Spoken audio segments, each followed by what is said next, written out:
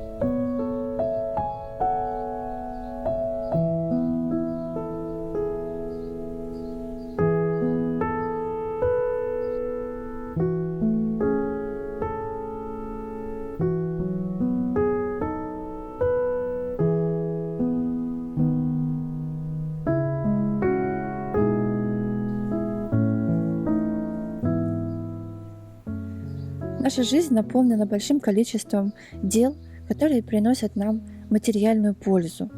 И порой за всем этим мы забываем, как важно находить дела, которые способны питать нашу душу. Этим летом я первый раз попробовала собрать гербарий так, как это полагается, чтобы сохранить натуральный цвет тех бутонов, которые я собрала в своем саду. Все растения я укладывала в специальный пресс для просушки гербария. Благодаря этому приспособлению процесс сушки упрощается, растения сохраняют свой яркий цвет и равномерно просушиваются.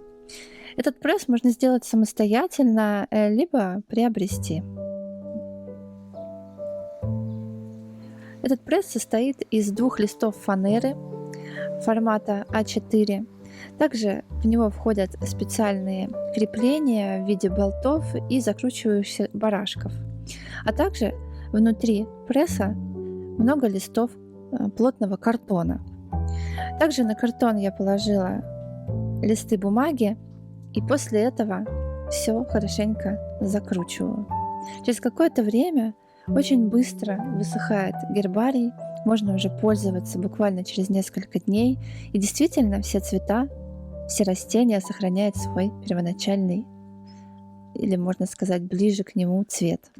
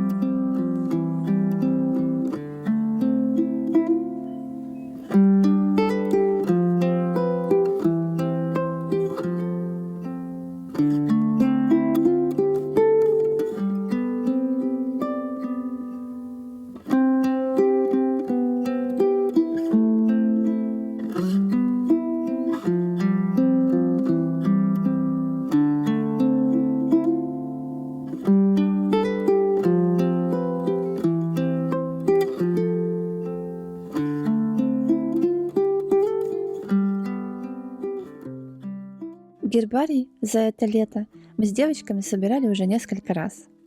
Первые просушенные цветы я уже убрала из пресса для просушки и добавляла туда по мере зацветания, появления цветов в моем саду другие разные цветы. В дальнейшем я буду использовать для декора, для ответа на письма с теми девочками, с которыми мы ведем дружеские переписки, а также просто как воспоминание о том прекрасном лете, которое так радовало нас.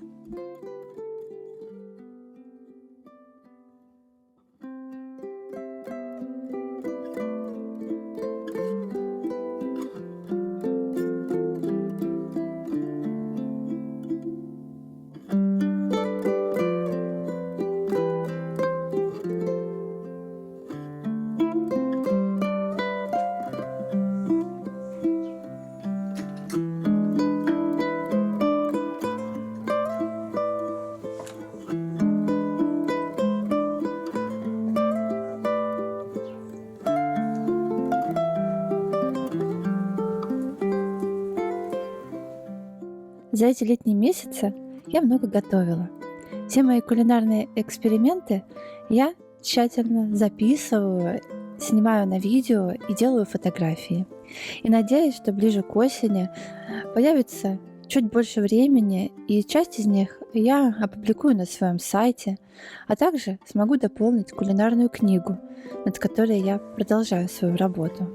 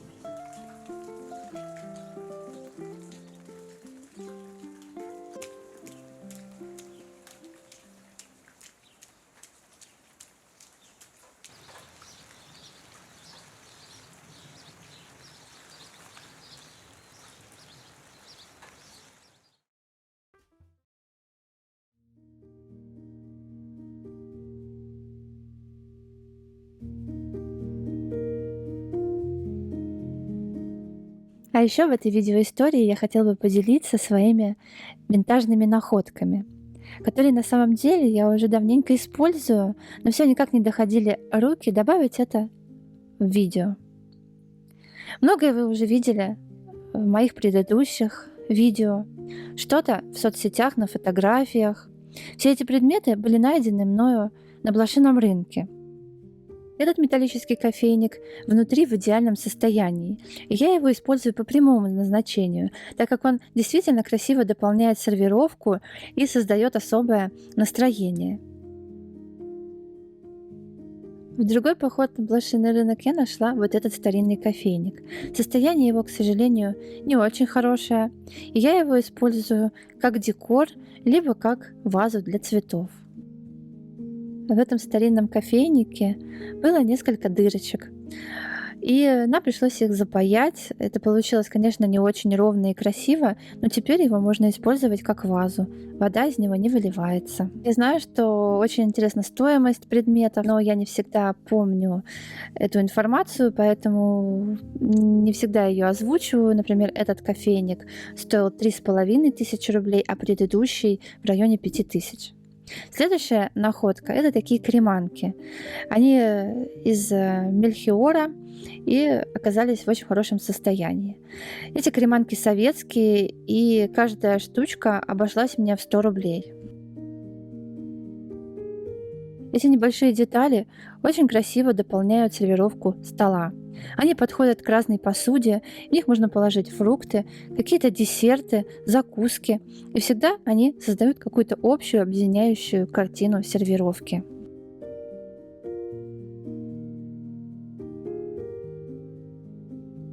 Ни один поход на блошиный рынок не заканчивается у меня без покупки столовых приборов.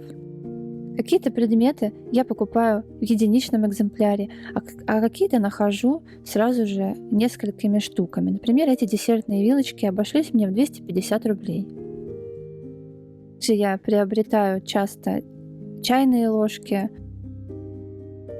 Эти предметы тех времен, прошедших, давно ушедших, они намного удобнее даже того, что сейчас можно приобрести в магазине. Я не знаю, как так получается, но тогда действительно предметы были более продуманы. Их приятно держать в руках, приятно ими пользоваться. Они как будто сделаны для человека.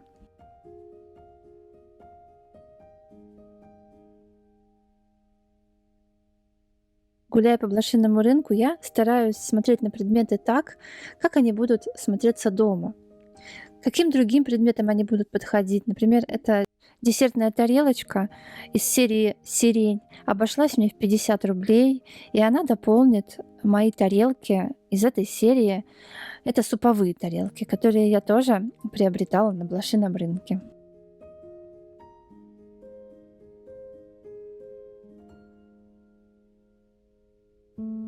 Моего особого внимания всегда заслуживает текстиль.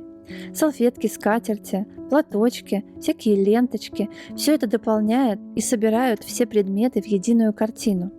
Бывает, составишь что-то для фотографии или для красивого чаепития, и что-то не хватает. А стоит тебе положить небольшую салфеточку, и эта картина заиграла совсем другими красками. Так Выбор этих небольших, но милых деталей всегда отнимает у меня очень много времени. Приходя на блошиный рынок, я погружаюсь в эти огромные контейнеры, где можно найти много разных салфеток, но это по-настоящему творческий процесс, потому что помимо того, что ты смотришь на вещь, которую держишь в своих руках, ты представляешь ее, как она будет у тебя в интерьере, нужна она тебе, хорошо ли она туда впишется.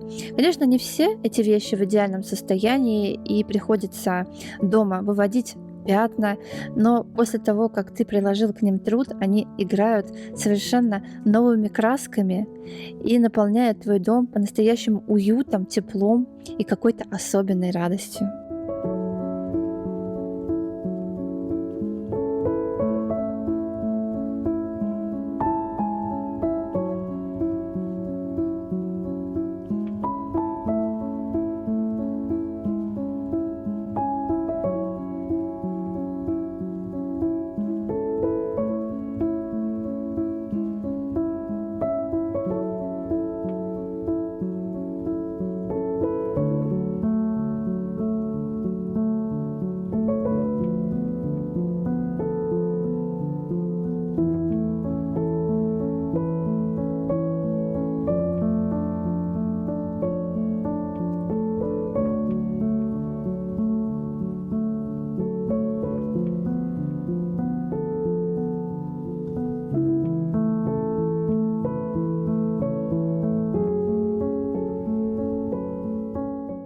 На мой взгляд, приобретая вещи, когда-то уже бывшие в употреблении, вещи, которые много лет, но они сохранили свою красоту либо функциональность, мы вносим свой вклад в природу. Я заметила, что многие предметы, сделанные в минувшие эпохи, они сделаны действительно искусно. Той красоты, которой нам сейчас так не хватает, мы можем найти в вещах, которые когда-то были в использовании. И, возможно, для кого-то это становится каким-то табу, но в нашей жизни много разных ограничений, которые мы сами себе придумываем. Я вспоминаю такой рассказ о том, что женщина на Рождество всегда обрезала индейку с 4 сторон, делала ее такой прямоугольной. И когда ее спросили, зачем ты так делаешь, она сказала, что не знает, ее бабушка так делала, и прабабушка делала. И потом со временем это выяснилось, что просто у вот этой вот дальней прабабушки не было той формы, чтобы поместить эту индейку, поэтому она ее всегда обрезала по этим сторонам. А у этой современной хозяйки был выбор уже купить другую форму, но не разбираясь вот в этом первоисточнике, почему-то продолжала обрезать индейку, думая, что это какая-то серьезная традиция.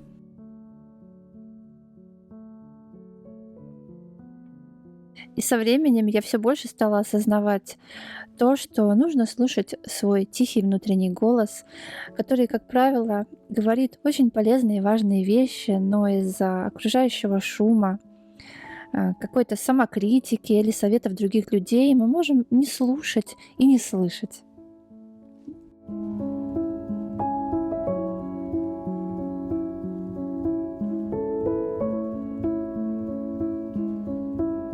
Благодарю, что были сегодня со мной.